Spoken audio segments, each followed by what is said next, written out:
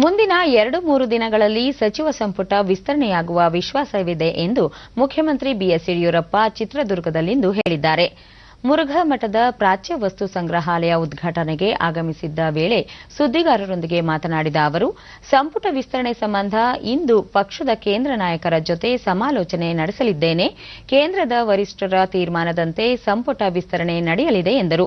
ಸಂಪುಟ ವಿಸ್ತರಣೆ ಕುರಿತಂತೆ ಪಕ್ಷದಲ್ಲಿ ಯಾವುದೇ ಗೊಂದಲವಿಲ್ಲ ಎಂದ ಅವರು, ಶಾಸಕರ ಭಿನ್ನಮತ ಕುರಿತು ಪ್ರಕ್ರಿಯೆ ನೀಡಲು ನಿರಾಕರಿಸಿದರು. ಶಿವಮೊಗ್ಗದಲ್ಲಿ ಕೆಲವು ಕಾರ್ಯಕ್ರಮ ಮುಗಿಸಿ ಸಾಯಂಕಾಲ ಬೆಂಗಳೂರಿಗೆ ವಾಪಸ್ ಹೋಗ್ತಾ ಇದ್ದೇನೆ. ಕ್ಯಾಬಿನೆಟ್ ಎಕ್ಸ್ಪ್ಯಾನ್ಷನ್ 2-3 ದಿವಸದಲ್ಲಿ ಆಗುತ್ತೆ ಅನ್ನೋ ವಿಶ್ವಾಸ ನನಗಿದೆ. ಇವತ್ತು ಸಾಧ್ಯವಾದರೆ ಡೆಲ್ಲಿಯವ್ರ ಜೊತೆ ಮಾತನಾಡ್ತೇನೆ, ಆದಷ್ಟು ಬೇಗ ಅದನ್ನು ಕ್ಲಿಯರ್ ಮಾಡೋಕ್ಕೆ. ಬೇರೇನೂ ಗೊಂದಲ ಇಲ್ಲ, ಎಲ್ಲವೂ ಸರಿ ಹೋಗುತ್ತೆ.